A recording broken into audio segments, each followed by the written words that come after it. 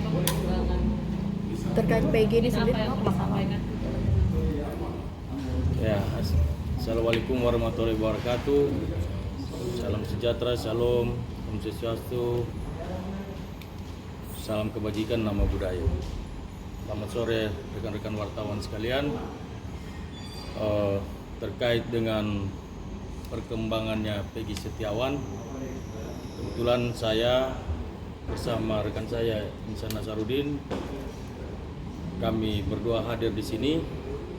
Kita ingin sampaikan terkait perkembangan kasus dari Peggy Setiawan, karena kita lihat bahwa sekarang banyak sekali terjadi simpang siur tentang berita Peggy Setiawan ini, dan kita melihat bahwa di sini menurut kami tim kuasa hukum kemarin setelah ada prarekonstruksi, di situ kami agak kecewa. Kenapa?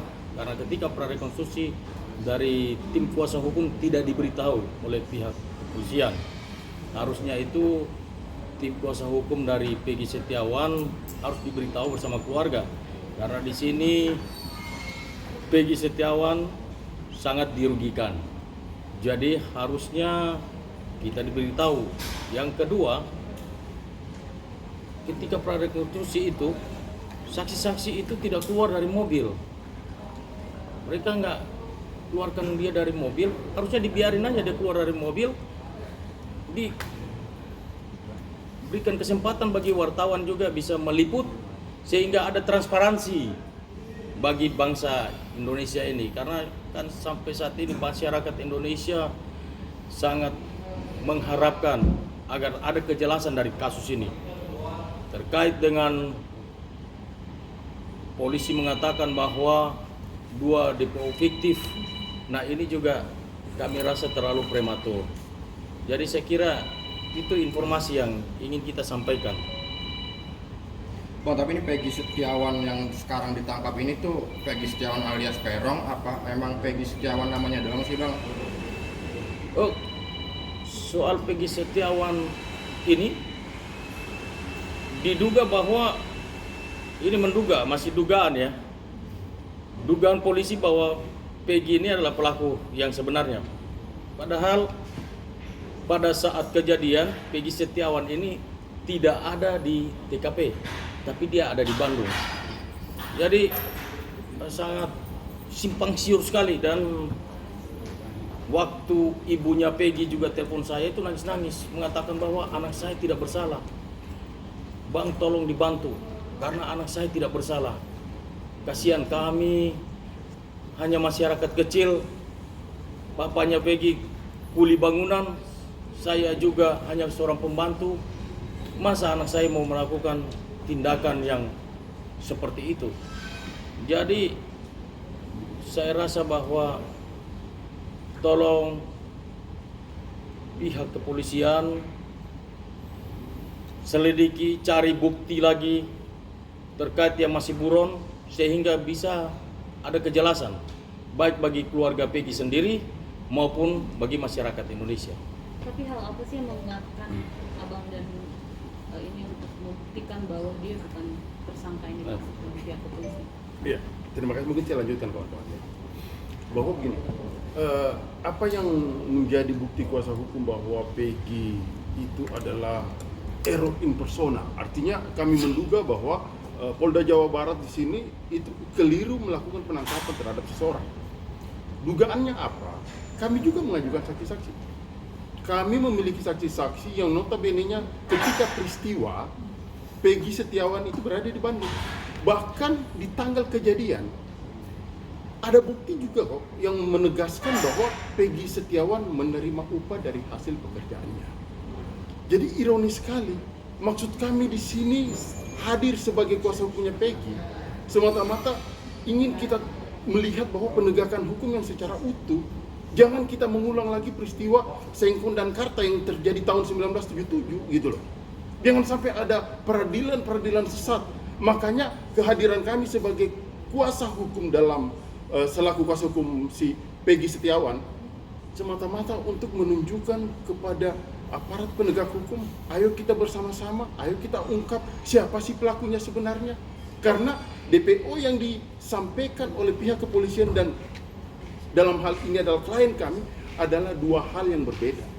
Orang yang berbeda, mulai dari ciri-ciri yang disampaikan, ciri rambut berbeda, domisili berbeda, bahkan kejadian di klien kami berada di Bandung, tapi dikait-kaitkan. Kalau kembali kita menarik lagi peristiwa ini sebenarnya ya kawan-kawan, bahwa kami selaku kuasa hukum menilai ini karena adanya viral. 8 tahun yang lalu Peggy sudah didatangi pihak kepolisian, tapi kenapa nggak ditangkap? Kalau memang si Peggy pelakunya, kenapa nggak dilakukan upaya hukum? Kenapa nanti ada film yang viral, kemudian Peggy dikait-kaitkan, kemudian ditahan? Menurut hemat kami bahwa penahanan Peggy yang dilakukan oleh Polda Jawa Barat itu masih sangat prematur. Kenapa nggak dikumpulkan dulu bukti? Kenapa nggak dipenuhi dulu unsur-unsurnya? Ini masih sangat kurang. Bahkan 5 terpidana yang diperiksa tidak mengenal Peggy dan hanya 1 orang yang mengenal Peggy. Bagaimana dari unsur pembuktian? Kita berbicara masalah pelaku pidana, hukum itu jangan abu-abu, hukum itu harus nyata. Hukum itu harus terang. Tidak boleh ada kesimpang siuran. Makanya kami meyakini selaku kuasa hukum Peggy bahwa Peggy yang dijadikan DPO dan ditangkap hari ini adalah bukan Peggy si pelaku. Kami sangat meyakini itu. Bahkan kami hakul yakin itu bukan adalah Peggy yang menjadi pelaku kejahatan dari peristiwa pembunuhan Vina. Kira-kira seperti itu, Pak. Tapi Ya. Bang, apa action para lawyer sendiri untuk mencabut dakwaan itu? Kalau kita berbicara apa yang tindakan kami, mungkin dalam waktu dekat ini kami akan mengajukan pra peradilan. Ya kan? Tapi kalau ini kemudian sampai ke pengadilan, kami pastikan kami punya kejutan-kejutan kok. Kami punya bukti-bukti kok. Kalau hari ini kepolisian punya bukti, kami punya bukti. Bahkan semalam itu dilakukan BAP, ada 3 orang dilakukan BAP, 2 orang itu disita lagi ponselnya. Kami nggak mengetahui apa maksud dari sitaan ponselnya ini. Apakah ponsel ini yang dipakai 8 tahun yang lalu atau seperti apa? Kan begitu. Jadi kami coba untuk membuat terang dengan menghadirkan saksi. Ada loh saksi. Ada loh pihak-pihak, ini loh pihak-pihak yang mengetahui bahwa peristiwa terjadi di Cirebon, Peggy Setiawan berada di Bandung. Ini loh saksi-saksinya. Tapi kenapa sampai handphonenya aja dilakukan penyitaan? Ya is okay lah, silakan aja. Tapi yang pasti kami juga sudah mengantongi seluruh bukti-bukti bahwa yang Peggy Setiawan selaku klien kami adalah bukan seorang pelaku. Kami meyakini Bang, dan kami akan mengajukan di pengadilan. salah satu bukti yang menguatkan bahwa Peggy klien lu itu bukan tersangka apa sih Bang? Nggak boleh tahu Bang. Ya, ada Kalau kita bicara masalah pembuktian, maka rujukannya ya tentunya KUHP. KUHP itu secara hierarki saksi yang paling utama. Kami memiliki saksi yang memiliki kualitas yang baik, yang betul-betul mengetahui peristiwa pidananya. Apakah si Peggy melakukan atau tidak, di mana keberadaan Peggy. Itu semua kami miliki kok. Makanya kami akan counter pada saat di pengadilan. Kami sangat optimis. Kalau seandainya kepolisian kan sudah berlarut-larut juga penahanan Peggy ini, ajukan saja. Silakan, ayo kita uji. Kami sangat siap kok selaku kuasa hukumnya Peggy untuk menentukan sejauh mana peristiwa, apakah orang ini tepat atau bukan. Kami mendukung kok. Kami mendukung kepolisian untuk tangkap si pelaku sebenarnya. Jangan sampai tangkap error in persona, salah orang. Itu yang kami hindari. Dan itu yang akan kami buktikan bahwa Peggy Setiawan yang ditangkap oleh pihak kepolisian bukanlah Peggy yang melakukan tindak pidana. Kira-kira seperti itu. Ya, jadi satu saya tambahkan lagi di dalam KUHP pasal 184 itu berbicara tentang bukti. Jadi kita melihat di sini bahwa jangan sampai omon-omon, cuma omon-omon. Kenapa? Karena hukum positif itu tidak mengenal asumsi. Kalau polisi punya saksi, punya bukti, kami juga punya saksi dan punya bukti. Nah, kita akan buktikan itu nanti di persidangan nanti, di dalam pra peradilan nanti. Atau mungkin Abang punya kisi-kisi mungkin Bang, siapa Peggy pelaku yang sebenarnya Bang? Saya kira itu belum bisa kita ungkapkan di sini ya, karena itu menjadi senjata kami di pengadilan nanti. Artinya sudah, Iya. paling tidak sudah Ada petunjuk, kita sudah punya petunjuk. Bener nggak sih Bang bahwa Peggy yang dimaksud itu bener anak pejabat gitu, maksudnya punya jabatan tinggi lah gitu? Karena kan seperti yang di film Vina 7 Hari itu Egy itu kan anak pejabat gitu. Kami tidak mau berspekulasi dalam perkara ini. Artinya silakan saja kami mendukung siapa yang melakukan perbuatan, dia harus bertanggung jawab. Apalagi perbuatan ini menurut kami adalah perbuatan yang sungguh tercela. Hanya kami menekankan jangan sampai penegakan hukum ini adalah salah orang. Silakan tangkap, kalau DPO itu silakan tangkap. Tapi jangan sampai orang yang keliru yang ditangkap. Apalagi dengan tuntutan-tuntutan netizen. 8 tahun berjalan kok ini. Bukan waktu kemarin sore. Tiba-tiba Peggy dilakukan penangkapan, lalu dilakukan penahanan. Yang 8 tahun yang lalu Peggy juga sudah didatangin. Kenapa nggak dilakukan penahanan? Kenapa nggak dilakukan proses hukum? Tapi kan ternyata enggak. Muncul filmnya, menjadi viral, kemudian dilakukan penangkapan dan penahanan, dan kami yakini itu adalah salah orang. Bang, tapi kalau memang merasa tidak bersalah Bang, tapi apa sih alasan dari Peggy ini selama di Bandung ini memakai nama palsu Bang, Robi Irawan itu?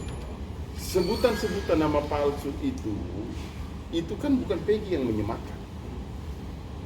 Bukan Peggy yang menyematkan. Tidak ada dia mengatakan bahwa adalah Robi Irawan atau Peron, kan bukan dia yang sematkan itu.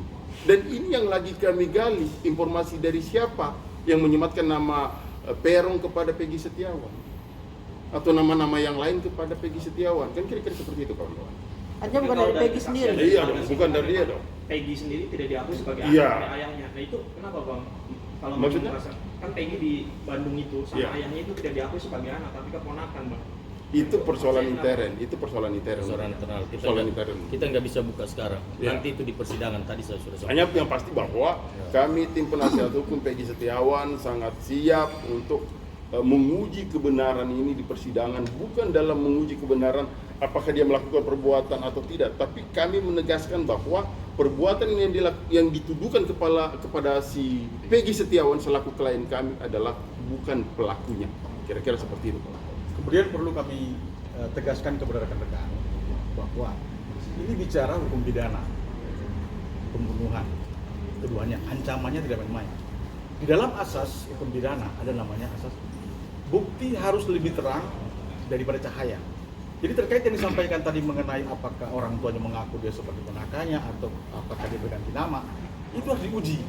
Sekali lagi kami tegaskan bahwa bukti itu harus lebih terang daripada cahaya. Demikian.